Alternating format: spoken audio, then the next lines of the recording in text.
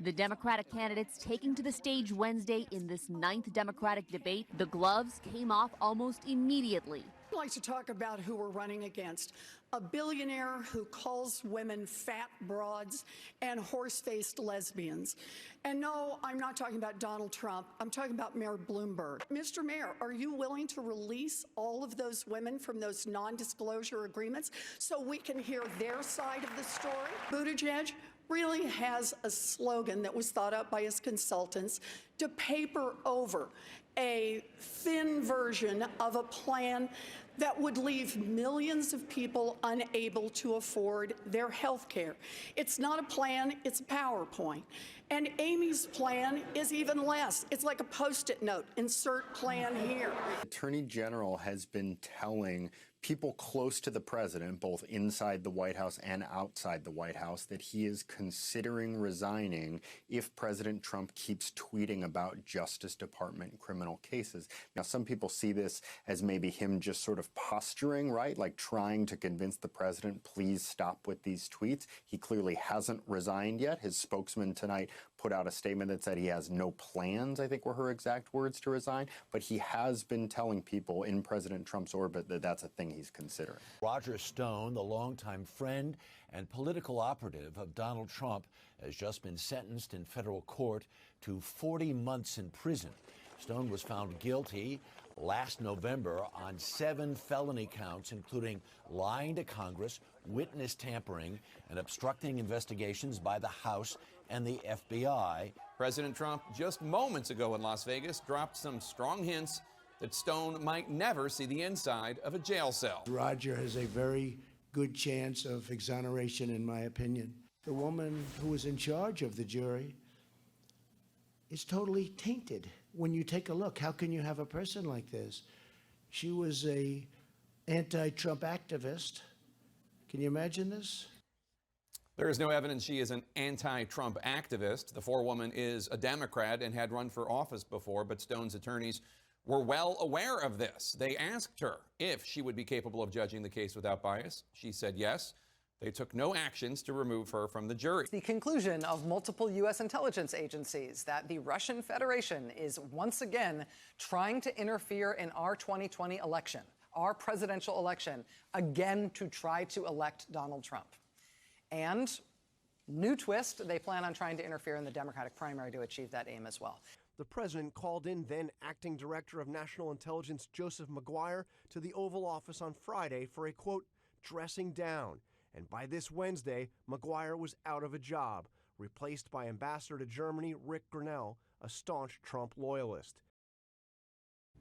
I'm Barry Gordon. And I'm Andre Coleman. And this is the award-winning NewsRap, live at 5. Hit it.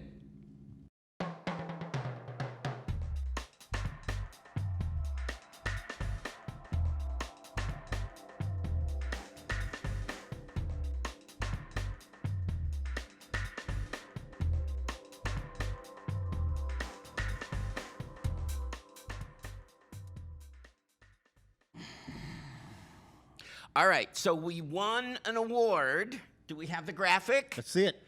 Let's see the graphic. This is very exciting. Yes, we won a WAVE Award 2020. This is for the Western region, we understand. That's right. Professional news programming. How nice. Yeah. You know, we couldn't have done it without our great crew. Well, you know we couldn't have done it without our great crew. Hannah and Jared and our wonderful Karin, who's here and keeping us going. And there are a lot of other names who you want to mention anymore. I don't remember all of them. Okay, right now, but we I'm love not you all. Because I don't want to get them wrong. Exactly. So we love you all. And of course, our fearless leader, George Filardo, who has given us the ability to do this. And you, Barry, with the knowledge that you drop. Be with you every week. And Mr. Pasadena. Mr. Pasadena. Okay. We can't do this without you. Well, so I appreciate it. It's very exciting and it's fun, and we're glad that we're able to give you this mix of national and local news. It's kind of unusual for community access. Usually, but we're doing it. It stays local, but we are doing it, and giving you our perspective, and we hope you'll keep tuning in, and we hope you'll watch our previous episodes on YouTube if you're just finding us. And comment. And comment on Facebook, and like us, and subscribe. And share. Share. And do all of those things, and spread the word. And now you will see the look. We're here for you. Oh, I'm going to, what look am I getting? What, let me see the look. This is the look. That's the look. The eyebrows. Yes, she did great. Yeah, is that see, what you you're knew- waiting you knew what it for? was. I knew it was Yes, Elizabeth Warren kicked major butt. That's what she did. After my brief vacation from hearing about her at the beginning of every show, all week I knew Barry's going to go. And I talked to him on the phone yesterday, and guess what we started talking about? Elizabeth Warren. Yeah. Go ahead. Well, look, it may be too late. There seems to be a juggernaut right now, which is named Bernie Sanders, and he's kind of marching through the states, and we really don't know what's going to happen. But I will say this: I thought there was great visual symbolism on Wednesday night, and it just happened through the luck of the draw, is that she was standing there between Bloomberg and Sanders. And I think that is her lane. The media has been trying to throw her in with Bernie all the time. It's been Sanders Warren on the left, everyone else on the middle, or actually, they don't say the right, but they say in the moderate lane or whatever, centrist lane, whatever lane you want to call it. And after Wednesday night, they started to understand, and I started to hear more pundits say, well, they may turn to someone else if they get too scared of Bernie. They may turn to someone else like a Biden or a Warren. And now they're starting to see that Elizabeth Warren is kind of the capitalist version of Bernie. She is a less threatening person. She's further to the left than the Buttigieg, Klobuchar, Biden group, but she is not where Bernie is. And she also, just in demeanor, has much more of a, she seems to project much more of an ability to say, sure, I'm going to talk to people, I'm going to reach out to people. If they're on the other side of the aisle and I can make a deal, I'll make a deal. She did that with the hearing aids thing. I'm going to rewind you on one thing. Okay. How many delegates does Bernie Sanders have? Give me an estimate. You got it. Right now, he doesn't have that many. How many? Give me an estimate. I really don't know. Less than 30? I think it's. Oh yeah. I think nobody has more. It was 24 total, and so we'll say 41 total. So maybe not he's even got 100. 30, but no, definitely not.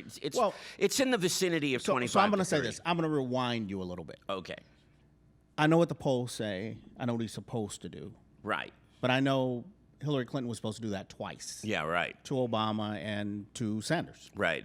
Eventually, she did win the nomination against Sanders. We'll document it. We know how that turned out. It's too early to call him a juggernaut. Now, maybe the polls say he is, but we've seen this thing. Juggernaut? Yes. Okay. I said juggernaut. That's how I pronounce it. But we've seen this thing change. Kind of a Mick Jagger kind of thing. And exactly. Mick Jagger is going through. I Jagger, like that. It's a good vision. Mick Jagger and grape nuts. Mix those two together. Okay. All right. So, Jaggernaut. Okay. To me, everybody at some point was supposed to be this unstoppable force. Right. And that went away with everybody from Harris to Warren to Biden. Yeah. Bloomberg got a piece of that. I think the real loser in all this is Pete Buttigieg. Well, we don't know that yet, but why?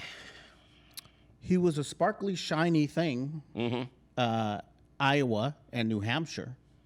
Buttigieg is coming on strong. And then I woke up and Bloomberg was coming on strong. Yeah. And the reason he loses is because the point he needs to make is Bloomberg hasn't taken part in one primary. He's been in one debate. The one he did, I wasn't even in that debate and I did better than he did. Let's put it that way. Mm-hmm. So where I sit is the media is no longer in love with Pete Buttigieg for this week. For this week. And they could be next week. Right, exactly. Or they could be Warren. They were in love with Warren after the debate for this week. Right. And, you know, we are at the point now, very early in this contest. I don't even think, and I said this last time, I'm not even really looking at where anybody is until we get to South Carolina. But even before then, we are already at a point where Biden needs to win big.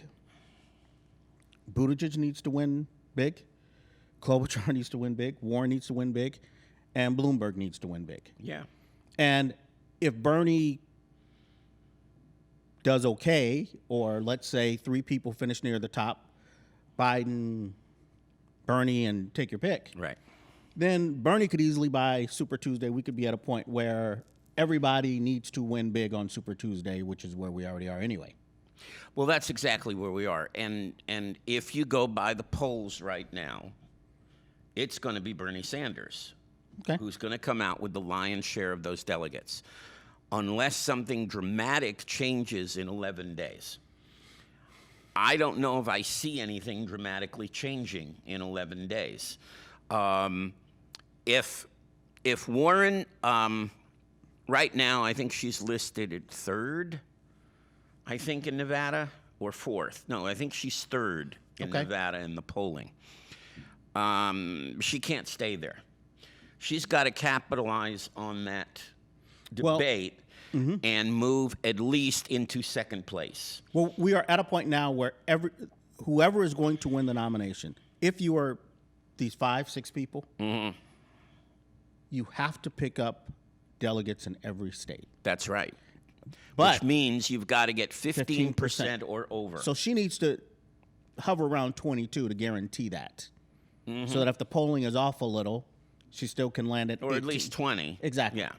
However, that's now. Now you have to pick up some delegates in every place. At some point, you have to start winning everything. That's right. Because then we get into electability issues of, right, hey, you're picking up you're picking up delegates, and some people will begin to pick up more delegates because other people will drop out. Right. But if you cannot win, right, then the electorate begins to question if you can win against the president. So a number of things could happen. Okay. The centrists could decide to have a couple of people drop out and throw all of their support to one. It certainly doesn't look like it's going to be Bloomberg based on what I saw on the stage, right? There's no love for Bloomberg. Biden, there might be love for him, but I don't see Buttigieg backing Biden. And I could see Klobuchar maybe leaving and backing Biden. I could maybe see that. Not sure about Buttigieg. The other possibility is I could also see Klobuchar backing Warren. Because as much as Klobuchar got hit by Warren and didn't like it on the Post-it note, she just made a joke about it. She didn't take umbrage like she did against Buttigieg.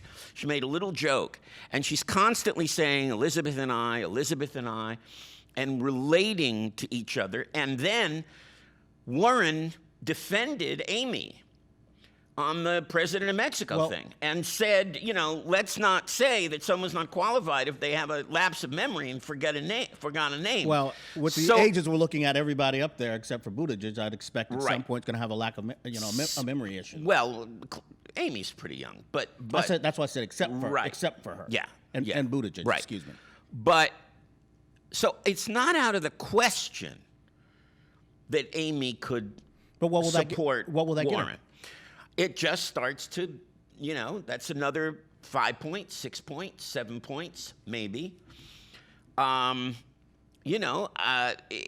don't know. We don't know whether there's going to be a genuine Stop Bernie movement. Because the only way you're going to have a Stop Bernie movement is to coalesce around one person. And the question is, who is that person? And it could be one of the centrists, or it could be Elizabeth in that threading the needle lane that she needs to do. He is largely in the Clinton position now. Yeah. Meaning that it's his to win. or it's his to lose, however you want to say it. But as people back out, somebody else could gain the momentum he gained. Yes, that's entirely possible. But the thing is, right now, Warren is having a real money problem. Okay. She's having a major, now she raised $5 million in a week. That's fantastic. Bernie's sitting with $25 million. And even that's probably not enough. And then of course Bloomberg doing his craziness, you know, although that may start to wear after a while. You see the same ads over and over again, and you know, we just don't know because we haven't seen this situation before. Well, not with this billionaire guy, you know, but we saturating the airwaves. Well, we saw it on the other side. And yeah. Here's why I said if the But he didn't do it with ads. No, he didn't. He just did it in debates. Here's where I said if the Democratic Party is going to show its integrity in Democratic voters also, then the thing that we have decried has been the so-called billionaire racist in chief in the White House. Right. I would have an issue if we then go and put our own billionaire racist in chief out front for the nomination. Well, not only will you have an issue, we'll lose. Well, he's not going to beat him, but we'll lose. Win, lose, or draw, yeah. I will have an issue that's where the Democratic Party has gone. Absolutely. Because, look. And nobody said that clearer than Elizabeth on that stage. I'm saying it clearer now. Meaning this. But she said it pretty clearly. We're not going to exchange one arrogant billionaire for another arrogant billionaire. I'm not saying arrogant. I'm saying racist. Okay. Oh, okay. See, that's clearer. Okay, that is clearer. You're right. The issue that the Democratic Party has to continue to stand for equality. Yes. And it has to continue to stand against Trump and the things Trump represents. Yes. Look, Bloomberg he may not be saying it during the primaries like Trump was. We're only 2 in anyway. But this guy's got to get out of there. Yeah. We got to get this guy out of there. Simple as that. But I don't know how you get him out of there. He just wants to spend money. Okay. But he should be giving that money to other people. Well, he could give that money to me and still lose. Yeah, that's right. You know, and that's right. Look just as bad. No, I think you're right. But the scariest thing is that this is going to be over in 11 days to a certain extent, maybe. Or at least we're going to know the trajectory. We will have a very clear picture 11 days. In 11 days. We will have a very clear picture in 11 days. So tune in, right? Yeah. We're going to have to keep talking about it. We'll know more tomorrow, and then we'll know more. I think the primary is the following Saturday, right? It's not on a Tuesday. I think the South Carolina primary is on a Saturday. And then right after that, silly calendar, by the way, that they set up. Kind of a ridiculous calendar because no one has time to build slowly and gain traction. It's going to be done. I mean, 1,600 delegates are up. Well, somebody has an idea. Super Tuesday. Somebody has an idea of something that could upset the balance. Yeah. I'll let you read it. We got a comment. Obama will probably upset the balance once he chooses his pick. Well, he has said he will not choose his pick. He's going to go with the nominee. Unless it's a brokered convention. Yeah. Otherwise, he's going with the nominee. And he said if someone has the majority of delegates going into the convention, that's one thing. Now, if he doesn't, that puts him in a really sticky place. Does he go with Biden, who just keeps losing? And that makes him the man again. Or does he go with Warren, who he really likes as well? So, you know, it's craziness time, but 1,600 delegates on Super Tuesday. All you need is 2,300. We'll come back in a second. Let's save her because she keeps holding up this. All right. No, page. You want to go to local? Let's go to local. All right. This is your local news brief for Friday, February 21st, 2020. So one beautiful Friday morning, only 2 weeks into camp, we decided that both of us would drive Roxy. We dropped her off, we kissed her on the lips, and told her how much we loved her. She walked through the gate and off into the hillside, and that's the last time we saw her alive. Roxy had drowned and died at Summer Kids. Children do not drown themselves. Adults are accountable. Period. End of story. The parents of Roxy Forbes, a 6-year-old girl who drowned at Altadena's Summer Kids Day Camp last summer, spoke during an Altadena Town Council meeting on Tuesday night. Their appearance was in an effort to gain support for SB 955, or the Roxy Rules Act. The bill, introduced by Anthony Portantino earlier this month, was created in order to improve the minimal state standards used to regulate kids' camps in California. Portantino is quoted in a Pasadena Now article as saying, "There exists a deficiency in camp licensing, inspection, and oversight." Elena Matias, Roxy's mother, told the town council it was not just LA County that allowed camps to operate without proper licenses or inspections or oversight. It was nearly every city and every county in California. The couple has opened a lawsuit against the camp and 4 of its employees. Despite the lawsuit, Summer Kids will still open for summer session in June. Some Pasadena citizens have voiced worry about answering the 2020 census. The co-executive director of the National Day Laborer Organizing Network, Pablo Alvarado, presented a resolution to the city council meant to ease concerns about retaliation from the government. Council member Victor Gordo is quoted in a Pasadena Weekly article as saying, "It's important for people to have confidence that their information is not going to be sold or misused when they participate in the census." Although the Census Bureau is not allowed to use personal information from the census for anything other than the count, it is allowed to release information on specific demographic groups as long as they are anonymous. Mayor Terry Turnick is quoted in the same article as saying that the census count impacts us 1,000 ways. The census count is used to decide things like the number of electoral college votes a state gets and federal funding for schools, improving roads, and hospitals. The census happens once every 10 years. Pasadena Now asked mayoral candidates to submit candidate statements 2 weeks before the March 3rd vote. Here's what they had to say. Incumbent Mayor Terry Turnick stated, "I'm asking for people's support to give me a chance to continue to work on all of these issues." Gordo stated, "I commit to the people of Pasadena and to my colleagues on the city council that we will get back to working together as a city to address important issues in our neighborhoods." Williams stated, "Accountability will be the theme of my mayoral administration. There will be a leader in the mayor's office who relates to districts 1 through 7. Hardin said, "I'm running for the people of Pasadena. I'm not running to represent the city of Pasadena. I come to represent the people of Pasadena." So, Okay. do Hardin and Williams figure in this at all?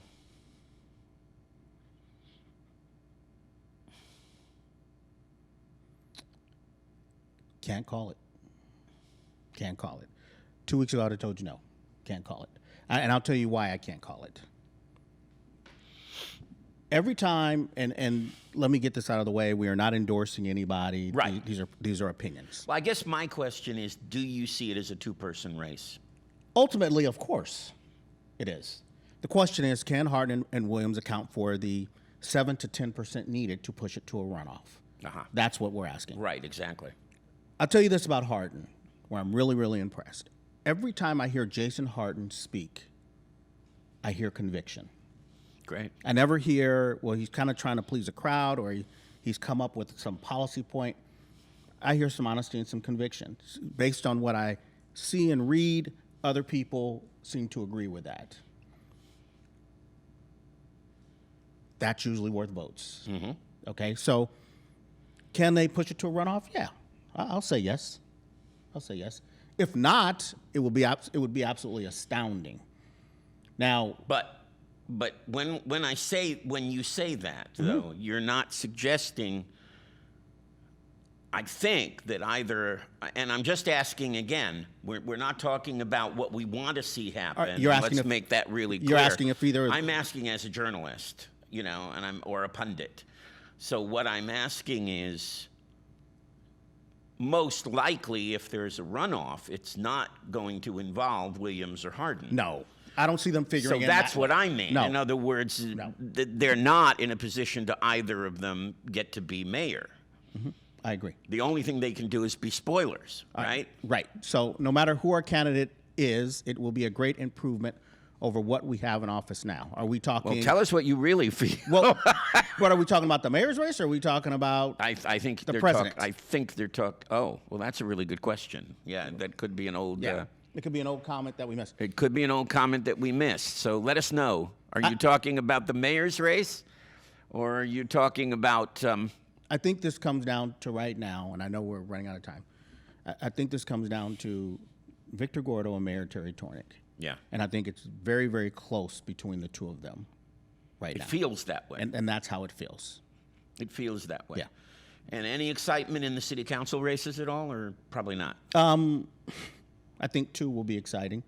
I think that'll probably go to a runoff. I think 2 and 4 will go to a runoff. You do think they'll go to runoffs? I do think that every contested race, I don't think 6 is going to go to a runoff. Mm-hmm. That's what I think. Yeah.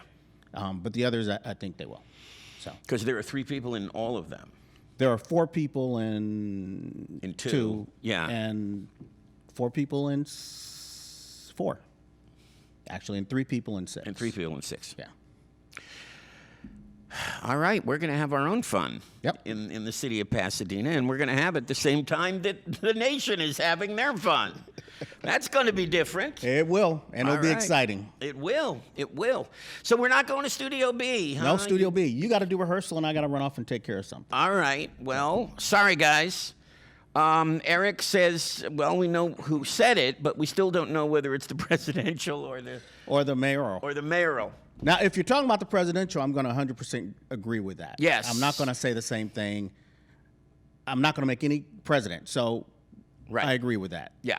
I agree with that. Presidential, yes. And I'll say this. That's what we're talking about. I'll say this. Okay. It's well known on here I don't like Bernie. But if Bernie's going to be the candidate, let's get there, wrap this thing up so we can start uniting the party around him. You got it. All right. Absolutely. All right, that's it for us. We will be with you next week. I'm Barry Gordon. And I'm Andre Coleman. This is NewsRap, live at 5. Award-winning. Still award-winning. NewsRap. Live at 5. Don't take the award away.